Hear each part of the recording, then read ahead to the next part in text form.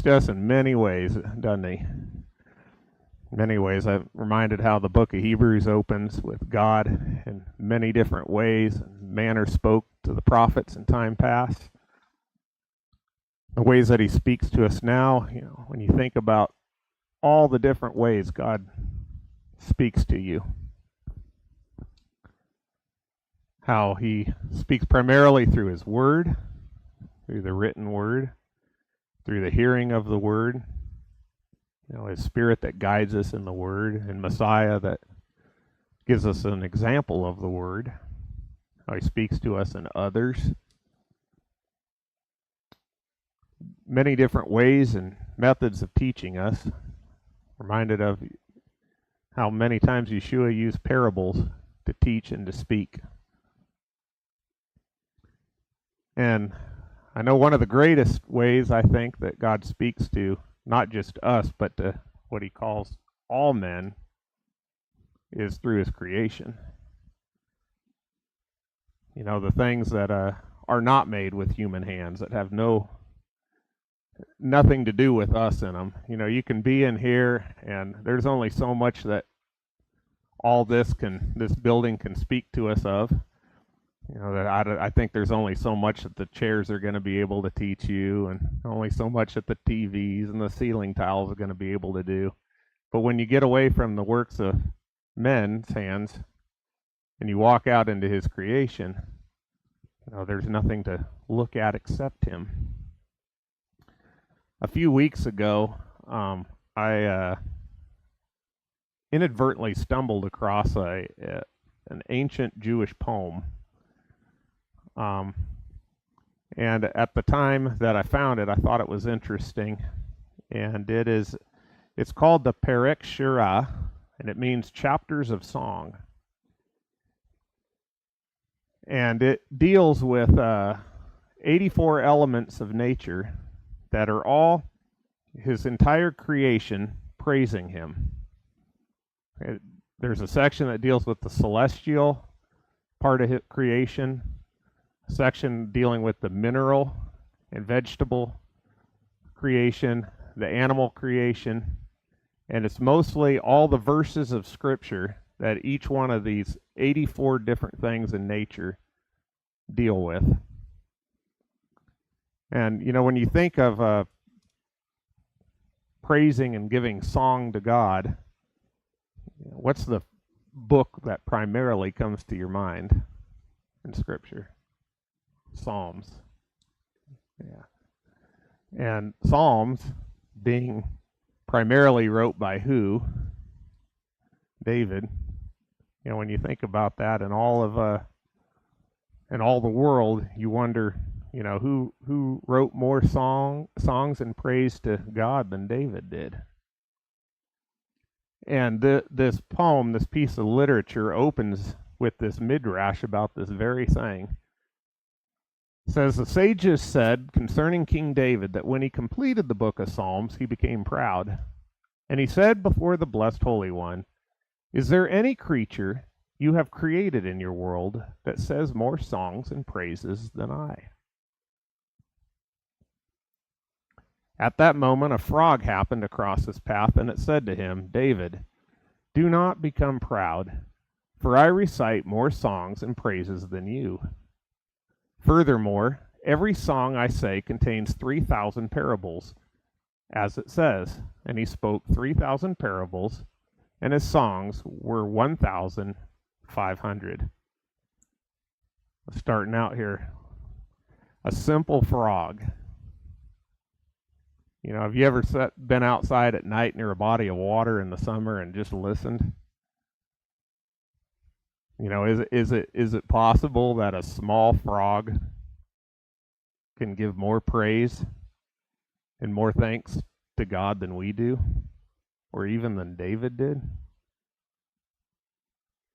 Can the little frog, an insignificant thing to most of us, could it be more dedicated to God than we are? This goes on. And furthermore, the frog's saying, I am busy with a great mitzvah, and this is a mitzvah with which I am busy. There is a certain type of creature by the edge of the sea whose sustenance is entirely from creatures living in the water. And when it is hungry, it takes me and eats me, such that I fulfill which it says, if your enemy is hungry, feed him. If he is thirsty, give him water to drink. For you shall heap coals of fire on his head, and Adonai shall reward you. That's a deep thought. The simple frog's demonstrating a greater, no greater love than giving its own life for God and others. This just really stood out to me. So perhaps if a frog can give more praise than David and is more dedicated to God than David, whether or not this really took place or not, I think that it's a very good thought. And we can get a teaching just from the lowly frog. Maybe the rest of creation can also have something to tell us. I'm reminded of several verses that talk of this throughout the scripture. One we know well in Luke 12. Consider, if you cannot do even something very little, why do you worry about other things? Consider the lilies, how they grow. They neither toil nor spin. Simple flower. Just going out looking at a lily, and yet it has something to explain to us, something to teach us. On its face value, the provision of God. In Proverbs, go to the ant, you slacker, consider its ways and be wise. The puny, tiny, itty-bitty little ant is saying to go out and study this little ant has something to tell you. 4 things on earth are small, yet they are exceedingly wise. Ants are creatures with little strength, yet they store up their food in summer. Conies are creatures with little power, yet they make their homes in the cliffs. Locusts have no king, yet they advance together in ranks. A spider skillfully grasps with its hands, and it is found in kings' palaces. Here's 4 little elements of creation that are very small, but it's saying they're exceedingly wise. Ants can teach you how to prepare. The conies can teach you little as much. The locusts can tell you something of teamwork, and spider definitely can teach you perseverance and determination. In Job, it says, now ask the animals, and they'll teach you, or the birds of the sky, and they will tell you, or speak to the earth, and it'll teach you, or the fish of the sea, and they'll inform you. Which of these doesn't know that the hand of Adonai has done this? In his hand is the life of every creature, and the breath of all the human race. So, all of creation can teach us of praise and wisdom and God's glory, and can get life lessons from them if we just ask. Even in this Torah portion this week, God reveals his will to Pharaoh just through some elements of creation, through the cows, through the wheat, the corn. And as some of you know, a few weeks ago, we lost our little dog. And in the midst of going through all that, I was way more affected by it than I thought I would be. And I was meditating deeply on it and thinking, does God just place anything into our life for no reason? Nothing to learn from it, nothing to gain from it. And if the little ant can teach us something, then how many in here have pets? I don't even know if there's anyone that didn't raise their hand. So what about those that are closest to us? Does God put even our pets into our lives without there being a reason and something that we can learn from them? So I don't know how I'm going to put all this together, but we'll figure it out here as we go along. But I was really thinking about, the traits of even a little dog, of, the dedication that a dog can teach you. And thought, what does this have to do with Hanukkah? Looking for a Hanukkah message. But ironically, our little dog Ellie, she was born on the first day of Hanukkah. And so with that, God, everything that comes into our lives is like one little light. Everything's intending to teach us, to turn us to Him. And there's something to be learned. But the dog in Scripture, when you look at it, isn't always portrayed in a very good light. The dog in Scripture has usually is portrayed quite negatively. Starts out in Deuteronomy 23, you're not to bring the fee of a prostitute or the wages of a dog into the house of Adonai your God for any vow, for both of these are detestable to Adonai your God. There's several various interpretations to what this means. On the face, it is talking that when you're making money off of a dog's labor, that's not to come into the house of Adonai for a vow. It's detestable. I think that certainly can be the case. But throughout the Scripture, the dogs are kind of synonymous with one other thing. And it crops up, and it's kind of interesting when you think about it. Care to guess what oftentimes dogs are likened to? Gentiles. Many times the dogs are. Get a first glimpse of this throughout Psalm 22. For dogs have surrounded me, a band of evildoers has closed in on me. They pierced my hands and my feet. Deliver my soul from the sword, my only one from the power of the dog. We know that Yeshua was handed, as this prophetic psalm talks about, him on the cross, that Yeshua was handed over into the hands of the Gentiles, and in many ways still is. Talked about that in last week's Torah portion.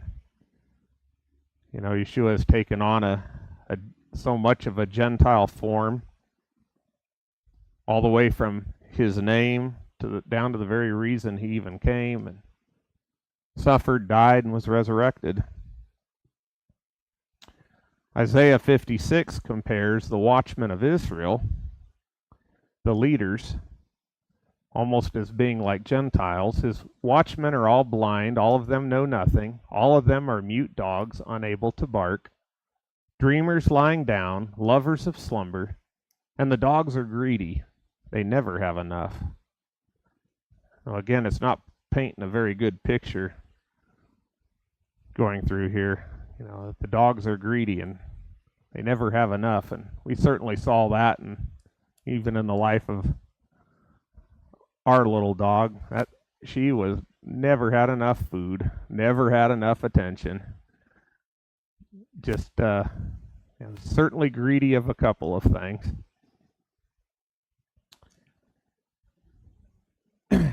In the Talmud, Rabbi Meir says, a dog is a species of domesticated animal, and it is a species of wild animal.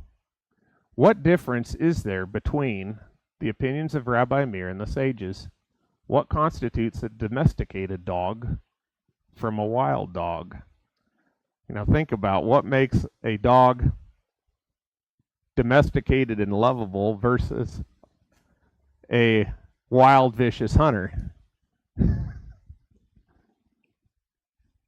Two ends of the spectrum there, right? What turns them from what they can be to that?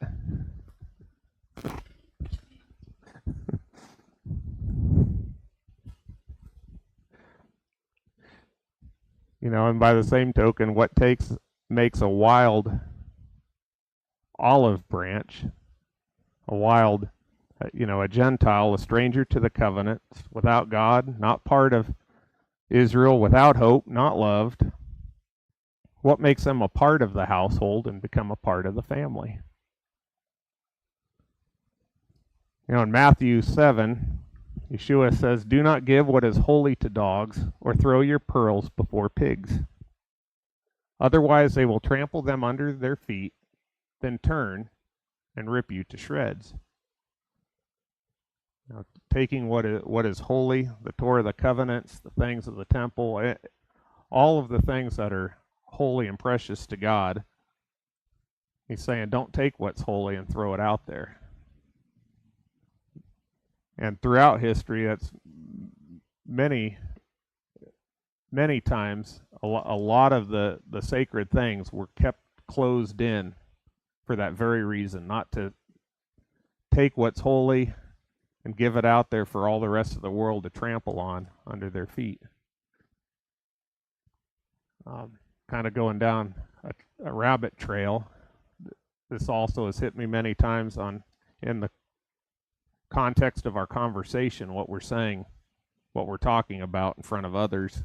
Remember years ago on a job site, there were about 20 of us working, and the two guys on the job site got into a heated discussion. One was Calvinist and one was an Arminianist, and they started in, and you know how that kind of conversation can go. And it kept getting more and more heated up, and they were totally unaware of all those that were listening around them. And pretty soon, just one guy just blurts out, "That's exactly why I want nothing to do with God or religion." And those kind of conversations and discussions are really something that when you're talking about the mind of God, the will of God, all of those kind of things, you know, you don't throw it out there for everyone to trample on. But back to what I was talking about a few weeks ago. My brother and I were in a conversation, and we were discussing something in the Mishnah about the book of Ruth.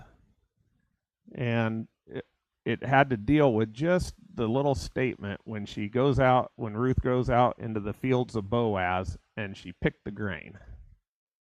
And how this one little statement, the Mishnah goes through this long discussion about the entire redemptive work of Messiah out of just that little tiny statement in there, even talking about the two Messiahs being one. I mean, it is incredible to read through. And my brother said something after we were done, you know, there's no way we could read all that. We would read that and ever get that out of that. You know, that one little statement, and they extract all this, and they're talking about different scriptures and putting it all together, and how the Gentile world never would be able to extract that kind of depth out of a simple piece of scripture like that. And I was thinking on that, and you know, what's the one thing though with a dog that we can be sitting at the table, we can have this great big massive meal going on, all this great food up there, the depths, the meat of everything, and yet the dog can just be underneath, happy as can be, looking for just that little crumb. You know, so certainly a lesson we can gather is eat the scraps. So she came and got down on her knees before him, saying, "Master, help me." And answering, he said, "It's not right to take the children's bread and throw it to the dogs." But she said, "Yes, master, but even the dogs eat the crumbs that fall from their master's table." I can think so many times of her running around under there just as happy as can be, looking for that one little morsel of something that we missed or forgot or didn't care about or inadvertently fell onto the floor. So, you know, it's something I know many times we can have trouble getting to the main depths of things and trying to understand things. But certainly one thing we can learn is whatever you do understand, whatever God does reveal to you, whatever he gives you, be thankful for it. Be as excited as a dog can be trying to find one little crumb under the table.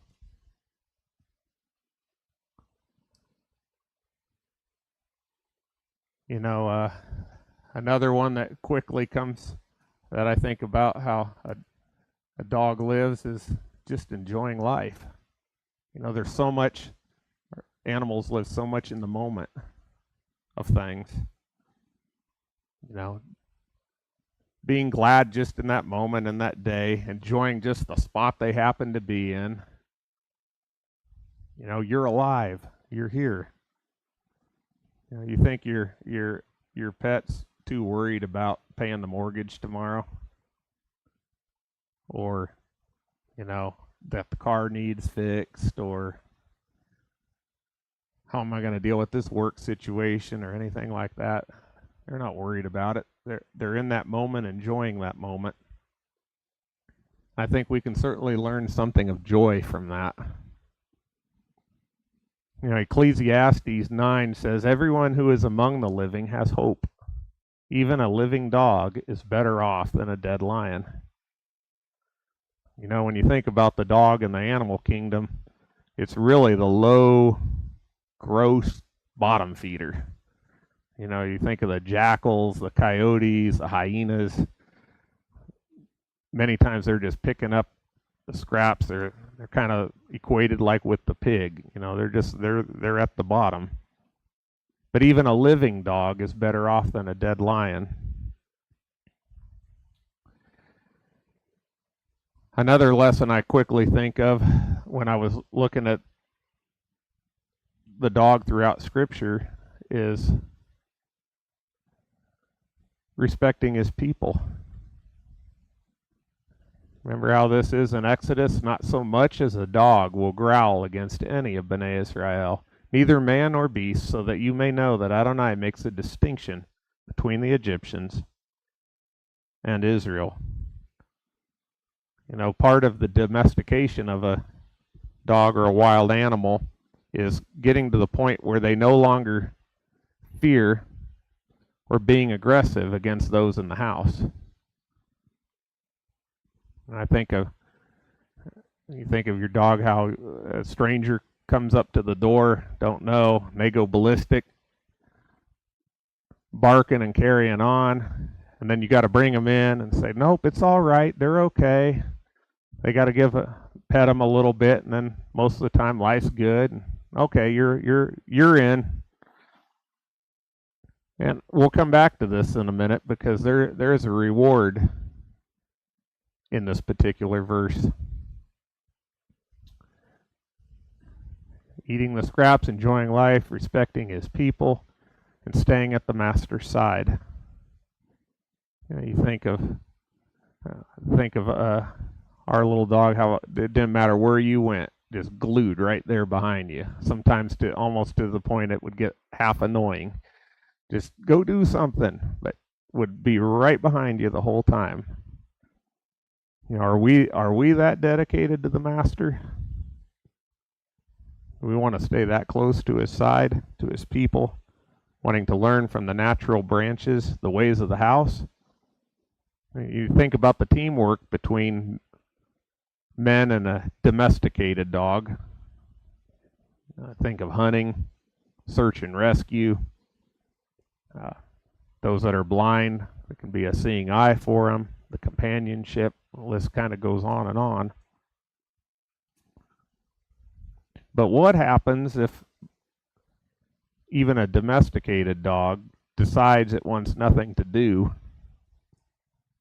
with the master, with the household, or the family decides it wants nothing to do with the dog? What happens? Anybody familiar with the term zoomies? You know, and they talk about when your animal gets a zoomies, and all of a sudden it's just like they just go nuts all at once, running around, doing all kinds of weird stuff, and then it stops like it started, and you want to, you know, what is that about? The zoomies, also known as frantic random activity periods, zoomies are a normal way for dogs to release pent-up energy or relieve stress. It's a natural tendency to revert to the internal wild side. That really hit me. And it's like, we all have a tendency, we want to revert back. There's something inside. We're still dealing with this flesh. And there's this tendency to want to revert back to the wild side. And, when we don't abide under his Torah, under the house rules, you can go a step further than the zoomies, and it goes to a thing called feral. Dogs that are free to roam without their owner and have minimal contact with humans become feral. If this continues, the dog and its descendants can eventually become completely wild. You think, what's the path that the Gentile church has been on? Has it been on a path of going more and more feral? As it removes itself more and more contact, less and less contact with the house, with the master, is it drifting off into going completely wild? Even our vet brought up something that I thought was interesting. In the decades that she's been practicing veterinary medicine, she said that she's seen more and more that the dogs are becoming more and more wild as owners have less and less contact with them. They're left chained up. They're away from home more and more as things go on. The dog starts to lose contact with the ways of the house. It slowly starts to go back being wild. And the scripture certainly talks about that. Like a dog that returns to its vomit, so a fool repeats his folly. And Peter talks about this further, for it would have been better for them not to have known the way of righteousness than after learning about it to turn back from the holy commandment passed on to them. What has happened to them confirms the truth of the proverb, a dog returns to its vomit. There's always an inward pull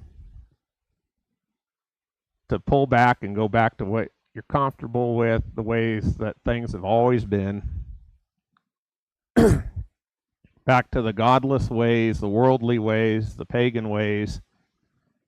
Israel itself wasn't immune. Even during the time of Hanukkah, there was that massive pull that a majority of people reverted back and went back, wanting to go back to Egypt, wanting to go back to the ways of the world and to the ways of the nations around. We can certainly learn that we don't want to turn back from his Torah, from his training, from his people, his family, his land, his house. But we can be dedicated and loyal. You think, I think the dog is one of the greatest examples in creation of loyalty.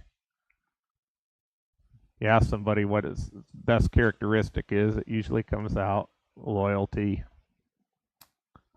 being dedicated, that no matter what, they want to be at their master's side. What is desired in man is loyalty, and a poor person is better than a liar. It's rather to be poor and have little, understand little, and be loyal and dedicated than to understand it all and live a lie. I delight in loyalty and not sacrifice, knowledge of God more than burnt offerings. Being loyal and dedicated, enjoying the scraps, seeking the knowledge of God. Seek for what you can find and what he reveals to you. So you should return to your God, keep covenant loyalty and justice, and wait for your God continually. I think our little dog didn't matter if you were gone 5 days, 5 hours, 5 minutes. When saw you, it was just as exciting as if you were gone 5 years. The 5 minutes was. It was waiting continually. That was a real example of loyalty. Do we wait on God in that way? A final word: when all's been heard, fear God, keep his mitzvot. This is the whole duty of man. And that's what all that's really expected from a dog in its life is respect, fear the master, and obey. And if the dog can be so dedicated, and it's at one of the base things in creation, how much more should we be? There's another midrash that says, "And flesh torn in the field you shall not eat. To the dog you shall throw it." That's from Exodus 22:30. It's to teach us that the Holy One, blessed be He, doesn't withhold reward from any creature. Now, this commandment that when you find flesh torn in the field, you're not to eat it, you're not to bury it. You throw it to the dogs. But even the dog, there's a reward for. Back to the poem that I brought up at the beginning, the Perek Shirah. You go down through the list, how it starts out with the heavens declaring the glory of God, and then how the earth gives him praise, how the moon gives him praise, the stars, the mountains, the valleys, the seas, the trees, the wheat, elephants, the ducks, the eagles, the cats, the mice, the fish, the frogs. Goes down through 83 different elements. Care to guess what the last song of praise is given to? And at the very last, the dogs are saying the greatest song. "Come, let us worship and bow down. Let us kneel before Adonai, our Maker." I thought that was just something else. You know, wow. It's like, can the dog really teach us that? We say that at the beginning of every service. Rabbi Yeshaya, student of Rabbi Hanana ben Dosa, said, "Dogs about which it is written, the dogs are brazen of spirit, they do not know satisfaction. Shall they merit such a song?" And an angel answered him from heaven and said to him, "Yeshaya, until when will you fast over this? It is an oath from the blessed Holy One. From the day that he revealed his secret to Habakkuk the prophet, he has not revealed this matter to anyone in the world. They said that dogs have written about them, no dog sharpened its tongue against any of the children of Israel. Furthermore, they merited that hides are tanned with their excrement, on which tefillin, mezuzot, and Torah scrolls are written. For this reason they merited a song." Isn't that something kind of incredible, that dogs being so base, the bottom feeder, that their waste is used to make the most holy of items? To this day, that's how they're made. That the tanning of Torah scrolls, the mezuzah scrolls, the tefillin are made with the excrement from dogs.